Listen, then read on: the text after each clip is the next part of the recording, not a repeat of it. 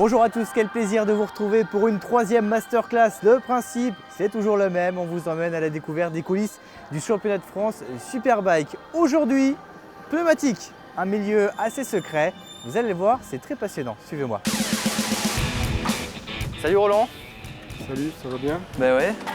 On va rentrer dans le vif du sujet avec toi parce que le pneu vient d'arriver, il est presque cuit, hein, comme on dit. Oui, il est usé, il a fait son travail. Il a fait son travail, mais Oui. je veux que tu me montres à l'intérieur comment ça se passe. Oui, On y va? on y va, pas de parti. problème. Voilà les pneus usés qui a fait son boulot aussi. Alors suivant les circuits, on a différentes gommes. On a les mêmes pneumatiques. Et côté extérieur, c'est toujours la même chose. Par contre, une fois qu'on arrive sur les circuits, on a des gommes différentes en fonction des températures, en fonction de l'abrasivité et des revêtements. Ce qui est quand même impressionnant, c'est la surface d'adhérence du pneumatique. C'est quoi? C'est la Alors là, on largeur d'une aperçoit- carte de crédit, c'est ça? Ouais, c'est ça. En gros, nous on dit tous qu'une voiture roule sur une carte postale, une moto roule sur une carte de visite et un vélo roule sur un timbre-poste. L'image est faite. Voilà. Et là, donc, on voit très bien sur un pneumatique comme celui-ci, là, on voit très bien les différentes. Vous avez une gomme là qui est la même de chaque côté, et on s'aperçoit la gomme, le joint de gomme, on aperçoit un tout petit peu qu'au centre, qui est la gomme dure.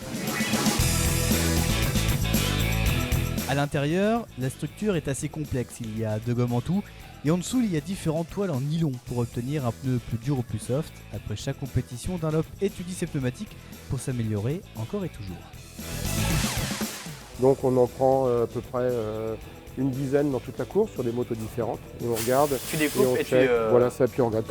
Alors quand on s'aperçoit qu'il y a un petit problème, le moindre défaut, tout de suite, on l'emmène à l'usine de Montluçon, c'est analysé, et on regarde pourquoi, est-ce que ça va être un défaut qui peut être un défaut juste sur une série de pneus, ou si c'est un défaut qui est dû aux pneumatiques ou aux conditions de piste trop chaudes. Dans un week-end de compétition, on utilise parfois plusieurs types de pneus en fonction de la météo. Tour d'horizon avec Little, le petit génie des pneumatiques chez Pirelli. On s'efforce de développer la gamme de produits qui est vendue dans le commerce au travers des teams qui évoluent en FSBK. Tu nous montres la gamme? Voilà, donc là par exemple, vous avez les pneumatiques qu'on utilise en Pirelli 600 et en Supersport. C'est des pneus standards, donc il y a 3 types de gommes.